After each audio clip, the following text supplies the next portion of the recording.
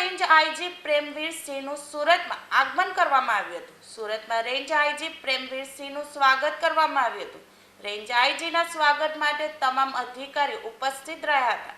છેલ્લા ઘણા સમયથી સુરત જિલ્લાને રેન્જ આઈજી મળ્યા ન હતા, ત્યારે હવે રેન્જ આઈજી તરીકે પ્રેમવીર સિંહ આવતા જ તેમણે સુરત જિલ્લામાં ગુનાખોરી રોકવા માટે તમામ અધિકારીઓને સૂચન કરાશે। સાથે સાથે સુરત જિલ્લામાં કાયદો અને વ્યવસ્થા જાળવવામાં મહત્વનો ભાગ ભજવશે।